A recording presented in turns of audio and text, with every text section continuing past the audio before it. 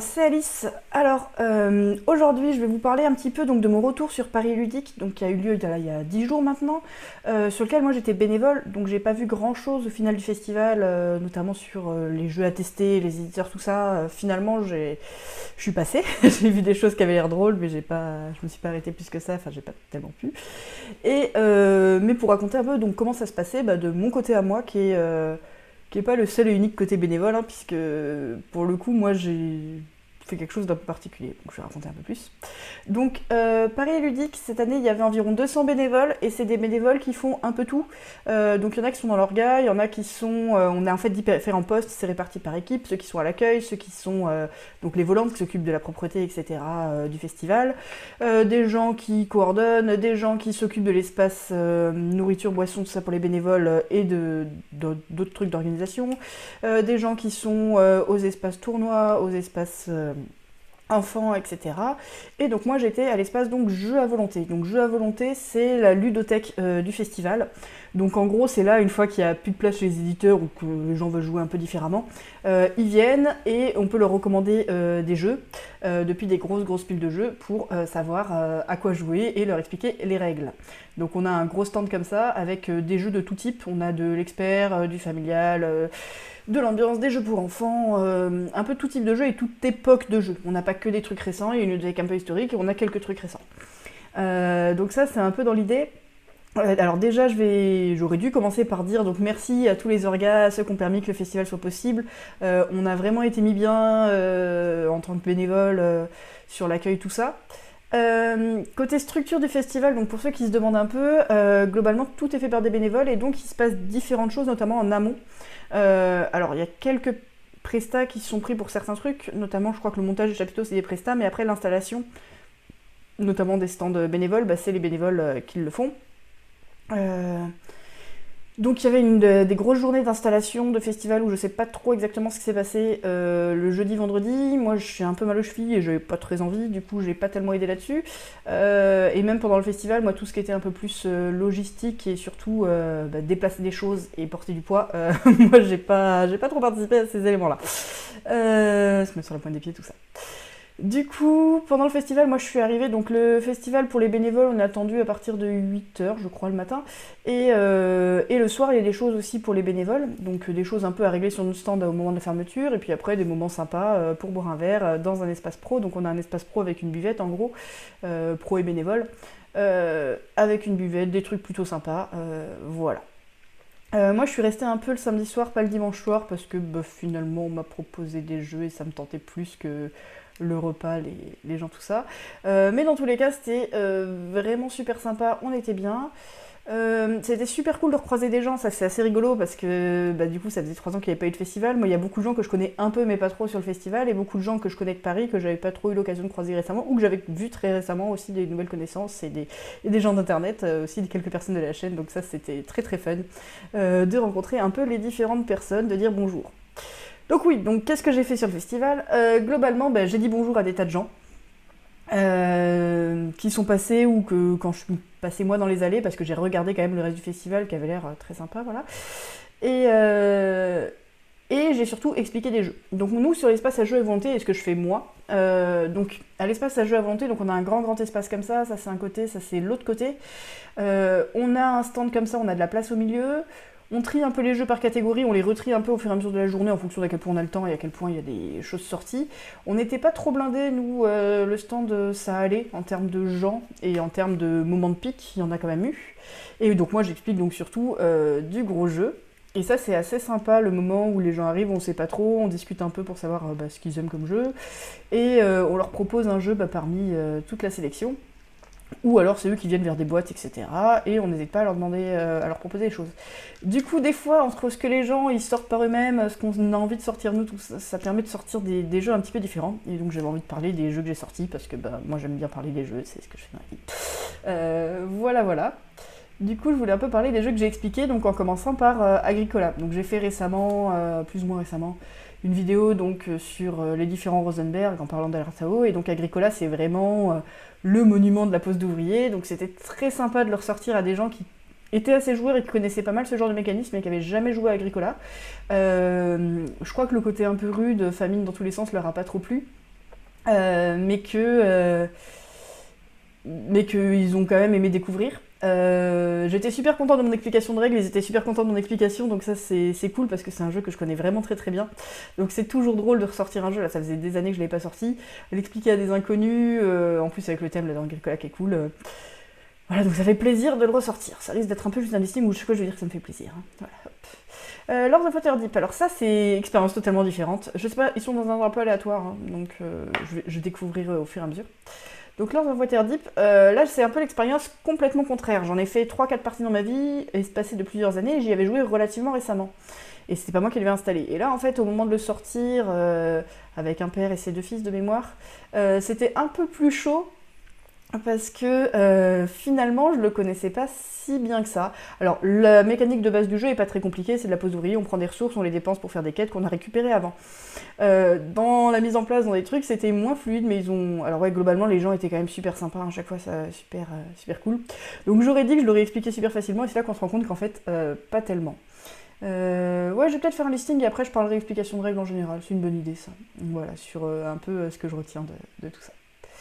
Noé c'est un tout petit jeu de cartes, pareil j'y joue de temps en temps, et chaque fois j'oublie un peu la règle qui est en fait pas compliquée, mais comme ça ressemble à plein d'autres jeux et que...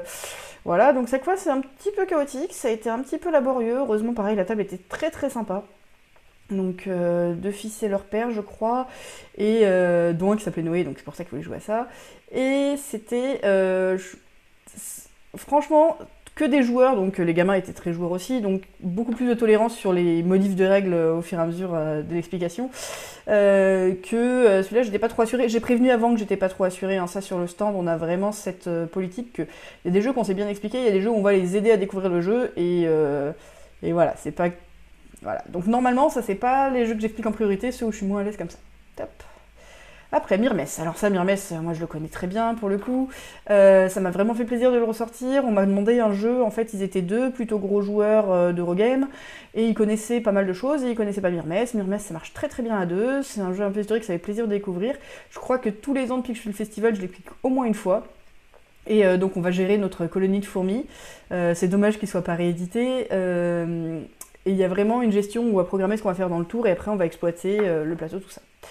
C'est un peu à l'ancienne, un peu moche, mais c'est graphiquement. Par contre, la mécanique de jeu avec la planification, avec des objectifs à faire dans la partie qui sont pas strictement obligatoires, mais la planification de comment on va faire des points et comment est-ce qu'on va se développer est vraiment très très chouette. Et ça a fait plaisir de le faire découvrir, et je crois qu'en plus les gens ont bien aimé, donc ça c'est toujours cool. Ghost Stories. Alors Ghost Stories, ça c'est pas moi qui l'ai recommandé, les gens l'ont pris, mais j'aurais pu le recommander. Ça a été réédité en Last Bastion. C'est un coopératif où on va repousser des assauts de fantômes sur le plateau. C'était pas ultra frais, mais l'aide de jeu est plutôt bien fichue, donc à part quelques pouvoirs de fantômes, ça allait. Parce que pareil, c'est un jeu que j'ai beaucoup joué et que j'avais pas joué depuis, je pense que ça fait au moins 5 ans que j'y ai pas joué. Et du coup, j'ai pu l'expliquer à des gens qui étaient très enthousiastes pour le découvrir. Et ben, ça fait plaisir de repartager des jeux comme ça. En plus, moi, c'est un des jeux que j'ai découvert dans un de mes premiers week-end jeux que j'ai fait. Je sais plus si c'était le premier ou le deuxième. Mais ça fait bien plaisir de ressortir tout ça. Hop. 18 Soldats du Feu, un autre coop. Donc, c'est la version française de Flashpoint, qui est peut-être un peu plus connue sous ce nom-là. Mais les deux sont... Alors Flashpoint, évidemment, il n'est pas trouvable en France. Mais 18 Soldats du Feu, ça a été en fait édité en coopération avec les pompiers de Paris. Et du coup, dedans, on va donc incarner des pompiers dans une maison en feu et on va éteindre des incendies.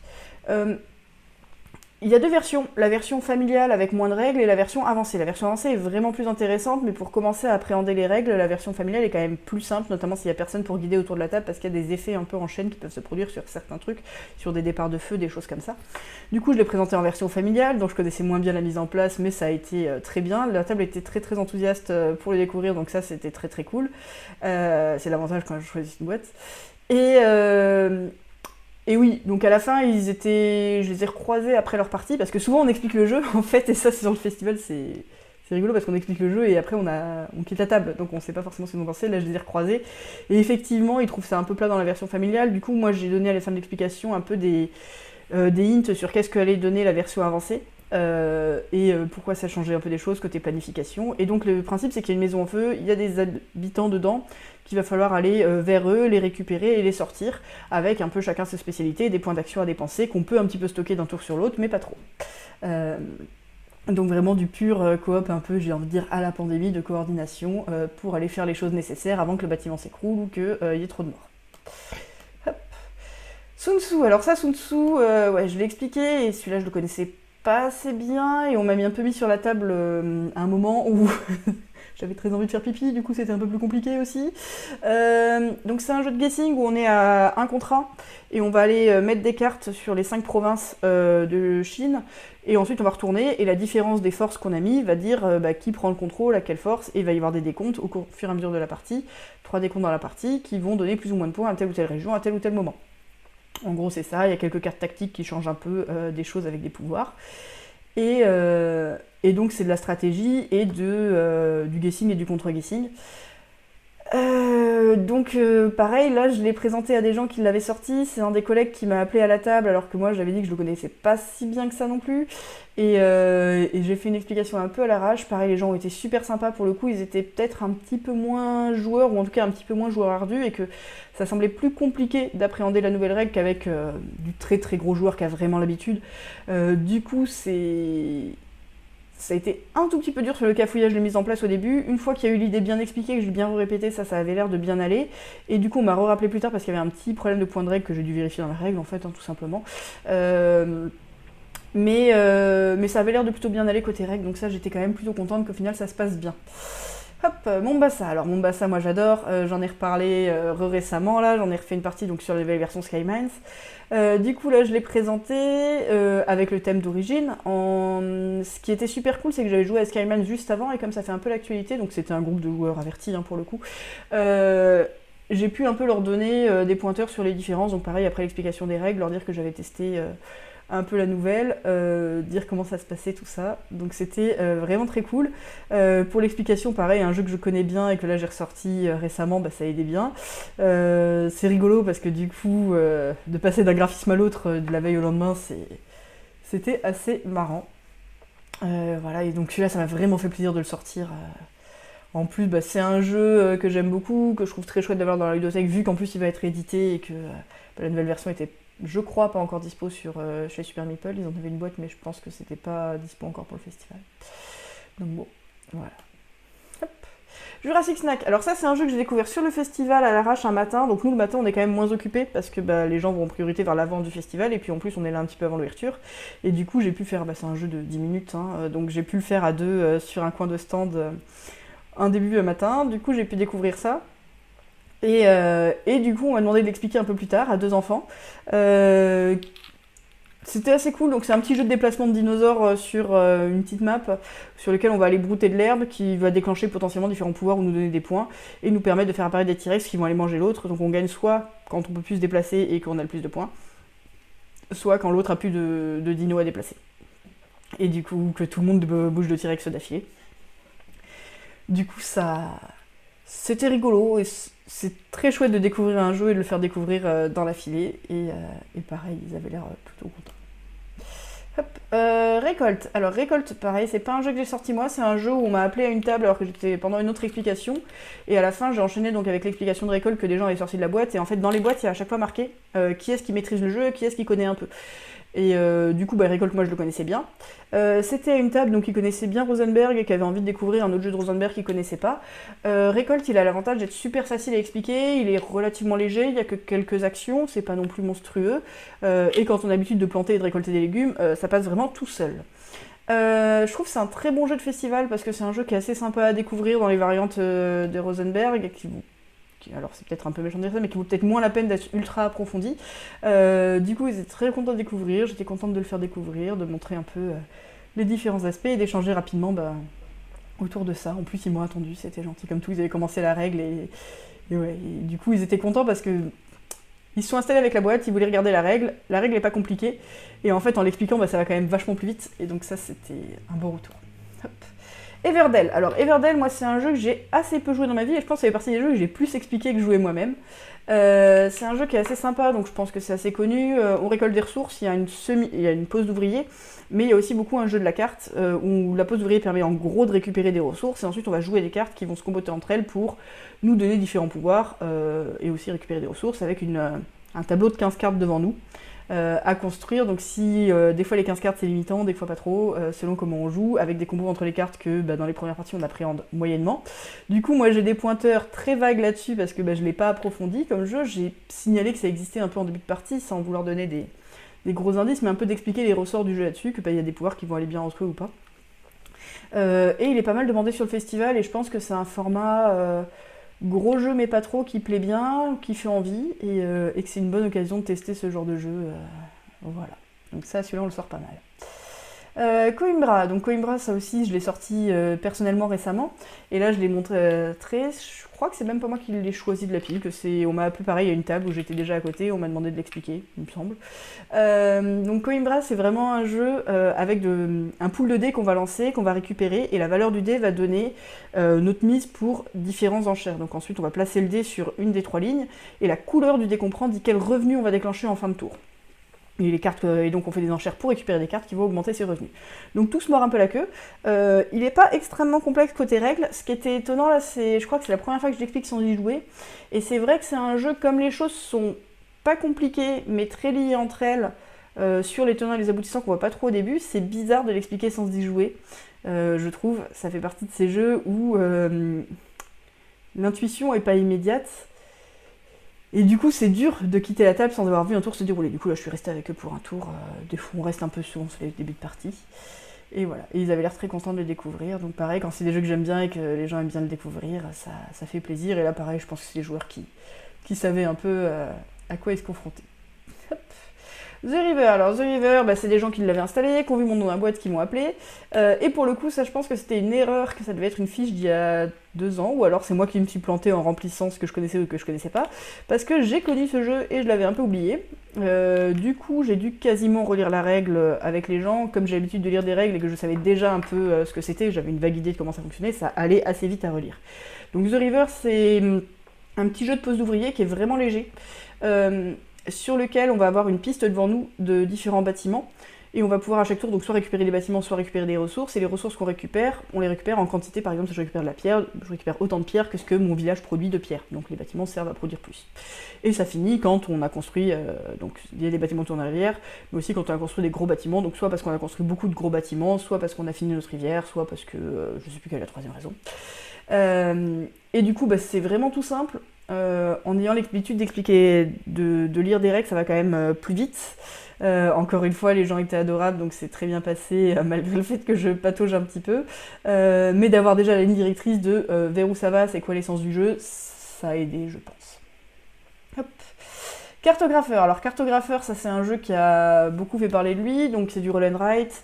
Je crois qu'il a eu un prix ou sélectionné un prix, je ne sais plus. J'ai pas révisé. Et on va dessiner nos formes. Donc ça va être un peu du Tetris où à chaque fois il va y avoir une forme et un type de terrain qui va être tiré au hasard. Donc en fait c'est une carte qui indique à la fois une forme et un type de terrain. Donc on a le choix soit sur la forme, soit sur le type de terrain. On doit le dessiner devant nous. Et le but c'est de maximiser les scorings. On va faire 4 scorings dans la partie. Donc été, printemps, été, automne, hiver. Et à chaque fois c'est scoring AB, puis scoring BC, puis scoring CD, puis scoring DA. Comme dans I Love Sky ou d'autres jeux. Et donc on tente de maximiser les points, sachant qu'il y a des points qui reviennent à chaque fois, d'autres pas. Un mini bout d'interaction sur quand on pose des monstres chez l'autre. Et pour moi c'est un jeu qui marche très très bien, qui est vraiment sympa, assez addictif. Moi j'y joue un peu sur téléphone. C'est pas mon roll and write préféré parce que je trouve que c'est très très solo, ça...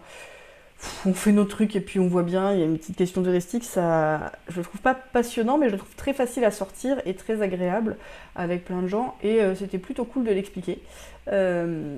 Voilà, donc ça c'était...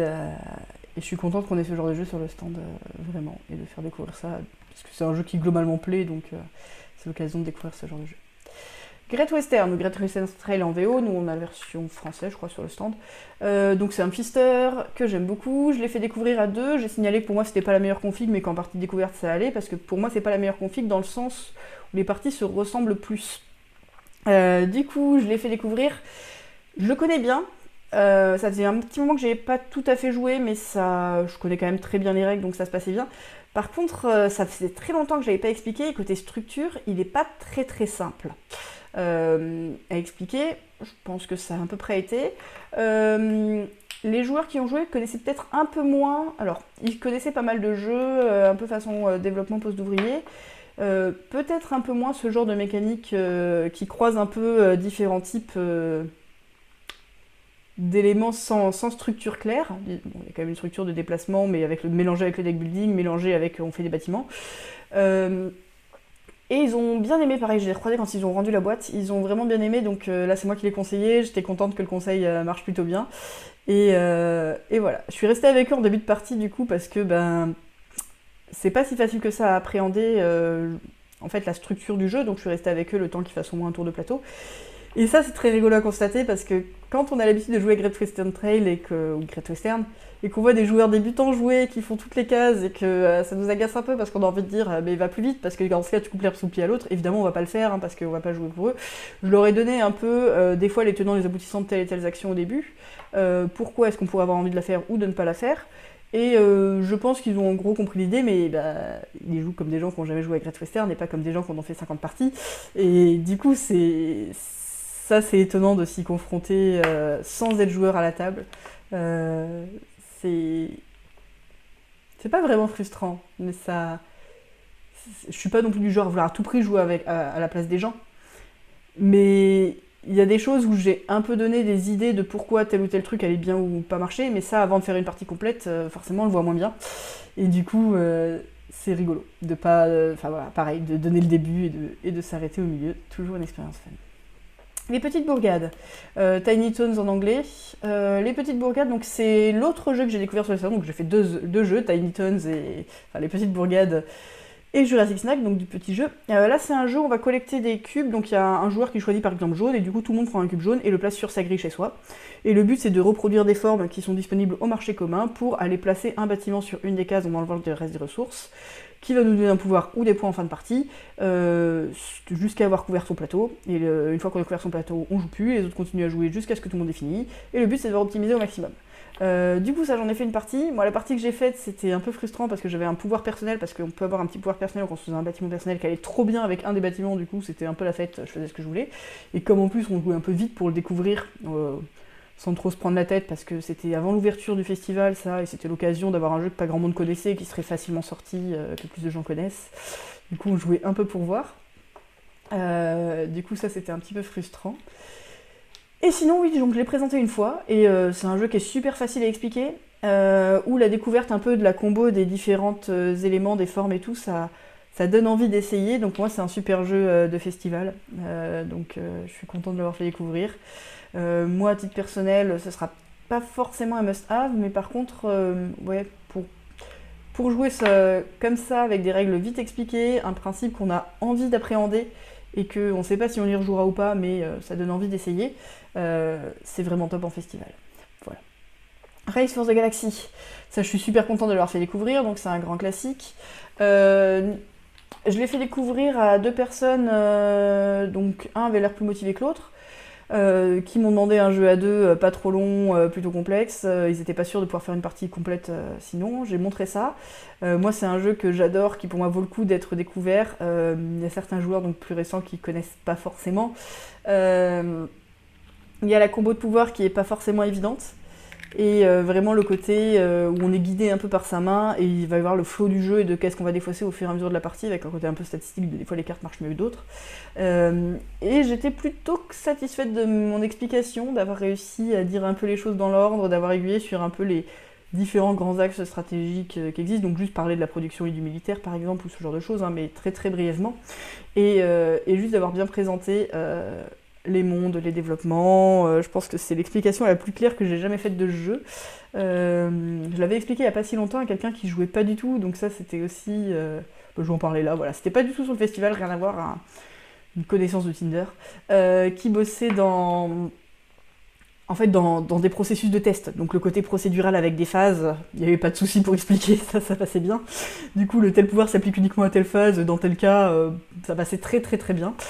Et c'était rigolo parce qu'il avait bien accroché, on avait fait deux trois parties, alors qu'il connaissait pas les jeux de base, enfin, il connaissait pas les jeux, il connaissait quelques jeux, mais il était moins dans ce genre de jeu. Et c'était vraiment fun à faire découvrir aussi. Donc ça, oui, ça c'est les grands classiques qui sont plus forcément sur le devant de la scène, et je crois qu'il est plus édité aujourd'hui en France, peut-être que je dis des conneries. Euh, donc ça, voilà, ça fait plaisir. Et plutôt rapide. Narak ou Arnak, ça il a pas arrêté de sortir, donc ça fait partie des nouveautés visibles depuis un an, qui ont beaucoup plu, donc des gens qui savaient déjà ce que c'était ou des gens qui savaient pas encore ce que c'était, euh, qui ont envie. Le jeu donne envie globalement, c'est un jeu dont on a entendu parler, qui est entre plusieurs publics, experts mais pas que, qui est une bonne entrée en matière, où il y avait en plus le stand éditeur qui le présentait sur le festival, et des gens qui ont demandé à le tester chez nous, ou nous qui l'avons présenté à des gens. Il est beaucoup sorti, ça s'est très bien passé, sans énorme surprise. Voilà, donc ça c'est un des hits de l'année, sans grande surprise. Hidden Leaders, donc Hidden Leaders c'est un petit jeu de cartes, moi j'aime pas. C'est un jeu un peu à rôle caché, disons, où on va avoir... Donc le principe, c'est vraiment un jeu assez chaotique de cartes, où on va poser à chaque tour, on pose une carte devant nous, puis on refait sa main à 4 cartes, puis on défausse une carte, et quand on pose une carte, on applique son pouvoir. Le truc, c'est que on va jouer en fait en fonction de factions. Donc il y a 4 factions dans le jeu, qui vont jouer en fonction des forces entre deux parties. Et le but, c'est déjà de voir quelle faction va gagner. Donc si les deux factions, si les deux parties sont très forts, alors c'est un peu le chaos dans le monde parce qu'il y a des oppositions fortes. Du coup, c'est les noirs qui gagnent. Si jamais les deux partis, donc disons politiques qui existent, sont quasiment à l'équilibre, les diplomates sont contents parce que là, ça négocie sans être trop fort l'un et l'autre. Et si jamais il y a un écart entre les deux, bah dans ce cas, c'est soit les partisans verts, soit les partisans rouges qui gagnent. Donc il y a ces 4 camps qui existent. Et parmi ces camps-là, ceux qui sont éligibles à la victoire, parmi les joueurs, donc les joueurs ont tous un leader qui est fort dans 2 de ces factions. Et du coup, à la fin, on révèle les factions, les cartes leaders. Ceux qui ont une faction compatible avec la faction qui a gagné vont être éligibles à la victoire. Et parmi ceux-là, c'est celui qui a le plus de cartes posées devant lui de la bonne couleur. Donc c'est un jeu que moi j'adore expliquer parce que j'aime bien le principe et il y a ce côté un peu structurel où on est content de l'avoir expliqué dans le bon sens et que les gens captent, ce qui n'est pas forcément évident. Voilà, donc ça c'est pas forcément gentil, mais à Essen, nous on a eu une explication, alors c'était peut-être la première ou peut-être qu'il était fatigué du démonstrateur, qui avait été un peu compliqué, et là moi j'étais contente parce que sur les tables où j'ai expliqué, je l'ai pas mal expliqué parce qu'il était très très demandé, ça s'est très bien passé. C'est un jeu qui est attractif par son design, par son thème, par le côté rôle caché, par le format aussi, c'est facile à sortir. Et qui du coup a été beaucoup demandé, on était beaucoup de bénévoles à le connaître et je pense qu'on l'a beaucoup expliqué, c'était une des sorties de l'année aussi. Je sais pas si ça va durer dans le temps, mais en tout cas c'est un format qui plaît bien et qui est cool à découvrir. Donc je disais, moi j'aime bien l'expliquer parce que j'aime bien le principe, à expliquer je trouve ça assez fun. Après en pratique, moi c'est un jeu que je trouve extrêmement chaotique, où on contrôle pas grand chose à son tour, on n'a quand même pas des possibilités énormes, il se passe énormément de trucs avant que ça revienne à soi. C'est un peu une question de sens du vent, des fois on se fait repérer sur une couleur et du coup on va essayer de nous tuer, mais des fois on n'essaye pas de nous empêcher de gagner, on va pas gagner non plus. L'équilibre des forces autour de la table joue pour beaucoup. Je trouve pas ça fou d'un point de vue mécanisme et profondeur, mais ça s'explique bien. On explique aussi un peu quelques types de pouvoirs. C'est dommage parce que le vocabulaire utilisé et les symboles sont pas ultimes, mais ça passe bien. Et notamment quand on a déjà joué, c'est beaucoup plus facile de pointer vers ce qui risque de poser problème. Moi, sur l'étape que j'ai expliquée, on m'a pas trop fait signe pour me redemander des précisions derrière, mais en même temps, j'étais plus à côté et il y avait d'autres gens à côté. Donc je pense que ça a été à peu près bien compris. Hop. Oui, donc c'est tout, moi, sur les règles que j'ai expliquées. Du coup, sur le festival, globalement, des choses que je voulais un peu, du coup, faire des remarques sur un peu mon retour d'expérience sur l'explication des jeux. Il y a des jeux que je connaissais très bien, et des jeux que je connaissais moins bien. Il y a des jeux où ça s'est très bien passé de les expliquer, d'autres que ça s'est moins bien passé. Quand je les connaissais moins bien, ça se passait globalement moins bien, un peu forcément, mais c'était pas non plus la cata. Après, les gens étaient sympas en face et assez patients. J'ai eu aucun souci, aucune table désagréable ou quoi que ce soit. Et un truc qui fait vraiment plaisir, c'est qu'on se rend compte que avec l'expertise, même sur les jeux où j'ai une vague idée de comment ça tourne, mais je m'en souviens plus, prendre la règle et repérer les points importants à dire, ça va super vite. Il y a juste sur Noé où je me suis un peu vautrée là-dessus, mais où les gens étaient tellement adorables que ça s'est quand même très bien passé, alors que c'est pas le jeu le plus compliqué, et j'aurais dû prendre 30 secondes, une minute pour relire la règle, plutôt que de croire que je la connaissais bien. Donc ça on se fait un peu avoir des fois sur la quantité de croire qu'on connaît bien les jeux alors qu'on les connaît moins bien. Quand on sait qu'on les connaît moins bien, c'est plus facile parce qu'on vérifie avant. Ça fait vraiment plaisir d'expliquer des jeux qu'on aime, de conseiller des jeux qu'on aime, et même des jeux que j'aime un peu moins. Il y en a que ça fait plaisir de se dire, bah, c'est l'occasion de les découvrir. Si les gens aiment bien, tant mieux. Et si les gens aiment moins bien, bah, les festivals, pour moi, c'est aussi l'occasion de découvrir des jeux qui vont pas forcément être nos must-have, mais qu'on est content de savoir ce que c'est. Et voilà, quoi, on aura joué, et c'était pas un mauvais moment non plus. Je pense que les gens, globalement, ont pas passé un mauvais moment vers les ludiques, donc ça, c'est quand même très chouette. Côté structure de règles, du coup, c'est aussi rigolo d'expliquer à des inconnus parce que du coup, on n'aborde pas les choses de la même manière que ce qu'on fait avec des amis. Déjà, là, on arrive et dans beaucoup de cas, on sait pas trop à quel point les tables connaissent bien ce type de jeu, le vocabulaire, ce genre de choses. Donc, en général, moi, je teste avec deux trois mots sur est-ce que ça parle. J'explique vachement plus par le thème que ce que je fais habituellement dans mes groupes de joueurs, donc, ou même sur ma chaîne. Notamment pour situer un peu au début, et ça permet de voir un peu si les gens captent tout de suite les symboles ou pas. Ou peut-être que c'est juste plus convivial, je sais pas trop pourquoi, mais j'ai plus abordé donc avec une ou deux phrases de thème que d'habitude, je pense. Euh, c'est une expérience vachement sympa, parce qu'en fait, moi j'aime bien expliquer des jeux, hein, globalement, mais il y a un retour en face direct, très volontaire, très enthousiaste, et en dehors de ça, où on voit enfin voilà, on voit directement des gens jouer à des jeux qu'on aime et qu'on a expliqués. Donc ça fait bien plaisir. Sur les conseils, moi je me suis rendu compte que j'étais beaucoup plus embarrassée que ce que je croyais parce qu'il y a beaucoup de jeux que j'aime bien, donc il y a des cas où j'avais vraiment un ou deux conseils pertinents. Mais après, le fait de trancher, de dire ah oui, celui-là il est absolument génial quand je connais pas les gens en face, ça moi j'ai plus de mal à le faire. Il y a des trucs où je dis que moi j'aime beaucoup, mais voilà. Après, il n'y a pas eu trop de soucis. Des fois, on rame un peu pour trouver des jeux qui plaisent, mais là, j'ai pas trop eu la passe blanche. Après, j'ai beaucoup refilé aux collègues quand c'était sur des domaines qui m'intéressaient moins, en fait. Notamment ceux qui aiment bien les jeux d'ambiance à rôle caché. Globalement, j'ai pas trop conseillé moi-même. On était assez nombreux, ça c'était cool. Il y avait les moments de pointe. Bah, peut-être qu'en fait, les moments de pic, j'étais en train d'expliquer des règles, du coup, ça s'est mieux passé. J'ai largement pris des pauses quand j'ai envie de prendre des pauses. Donc tout ça, c'était très drôle. Et il y avait des trucs que je voulais dire, que je me suis dit que j'allais redire pendant le truc, mais voilà. Oui, le fait de regarder un peu des débutants jouer ou de lancer un jeu et là de voir les gens faire des actions un peu absurdes quand on connaît le jeu, c'est assez étonnant, mais ça se passe très bien et du coup c'est cool aussi de laisser les gens jouer entre eux plutôt que d'avoir quelqu'un qui connaît bien le jeu à la table et qui montre un peu comment on joue aux autres ou d'avoir tout le monde qui découvre à la table. Les deux situations m'arrivent souvent, mais dans ce cas on est en général un petit peu plus dans le débroussaillage avec personne pour indiquer autour. Si bien que... Enfin, sinon, des fois, il y a quand même des collègues qui connaissent très très bien les règles. Ça m'énerve parce que j'essaye de retrouver un truc que je voulais dire et je ne le retrouve plus. Du coup, j'ai dû le dire au fur et à mesure.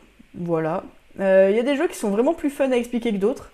Notamment, moi, Mombasa, je l'ai trouvé assez simple à expliquer finalement parce que les actions sont un peu décorrélées, mais thématiquement et mécaniquement, j'ai trouvé ça plus facile à lier que Great Western par exemple. Alors que pourtant, dans Great Western, le thème est peut-être plus cohérent sur toutes les actions que dans Mombasa. Alors Mombasa, moi je trouve que le fil directeur est assez clair sur ce côté. On va se partager, on est des colonisateurs, on arrive, on va se partager l'Afrique selon des intérêts économiques qu'on a mis dans différentes compagnies. Et pour ça, on va récupérer des cartes avec un building. Ça se passe bien. Les Great Western, le on ramène des vaches. Et du coup, on fait le trajet plusieurs fois et on va construire aussi des maisons et on va déplacer le train. J'ai eu plus de mal. Voilà. Alors que les deux sont des twisters, avec pas trop de soucis là-dessus.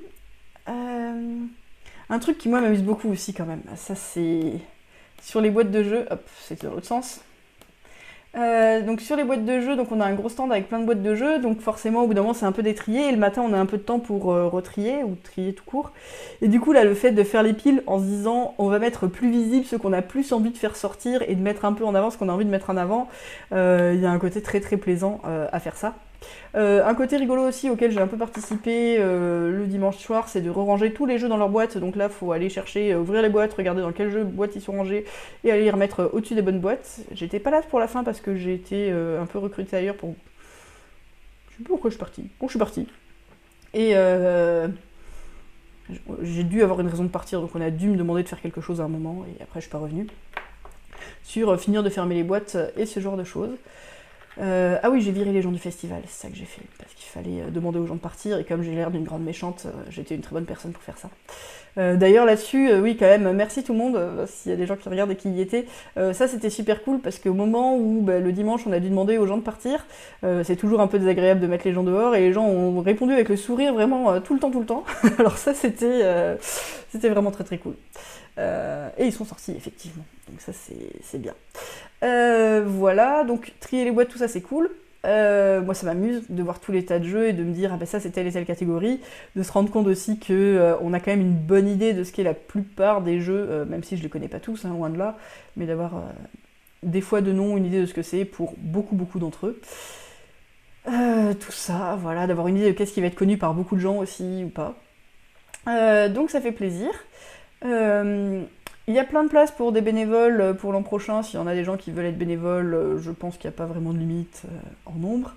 Donc moi là j'ai beaucoup parlé de ce que je faisais donc sur Jeux à volonté qui est un peu particulier parce qu'on passe la journée à expliquer des jeux.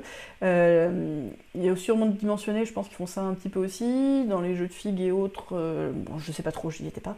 Mais il y a plein d'autres trucs aussi à faire. Je trouve que les autres tâches aussi sont sympas. Par exemple, je sais que j'ai mis les gens dehors, bah, au final c'est sympa parce que ça permet de passer dans les allées. Du coup, j'ai dit bonjour à plein de gens que je connaissais parce qu'au moment de les mettre dehors, je me suis rendu compte qu'ils étaient là. Et ça reste sympa. Voilà, c'était cool. C'était relativement intense, mais pas trop. Il y a des années où j'ai trouvé ça plus intense que là. Après, là, moi je l'ai pris à la cool parce que j'étais pas en super forme. Notamment, j'ai les chevilles blessées, j'avais mal pendant un temps. Je l'ai vraiment pris à la cool, j'ai fait pas mal de pauses, on était bien traités. L'espace de la volonté était juste à côté de la buvette bénévole, donc ça c'était quand même très cool. Ça aidait bien. Et voilà, bah merci à tous d'être passés ou pas sur le festival d'ailleurs. Je sais pas si vous avez vraiment appris des choses dans cette vidéo, mais moi je suis contente d'avoir un peu partagé donc, ce que j'y ai fait. Et la semaine prochaine, donc, je serai à Parthenay. Donc la semaine prochaine, demain en fait. Demain, je pars à Parthenay pour 3 jours. Donc ça devrait être chouette aussi. Ça fait très longtemps que j'y ai pas été. Je crois que j'y étais à 8 ou 10 ans, mais voilà, donc ça fait vraiment longtemps. J'y vais avec 2 potes, là, ils en recroisent au moins 2 sur place. Donc ça risque d'être bien cool, je suis très contente. Et on verra bien, et peut-être qu'on se croisera là-bas, sait-on jamais. Voilà.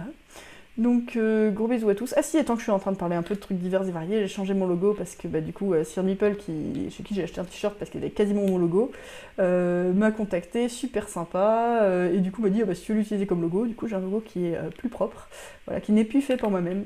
Et ça c'était très cool de leur part. Voilà. Hop, donc gros bisous à tous, et puis peut-être à une prochaine en vrai, et sinon en ligne dans pas trop longtemps. Salut!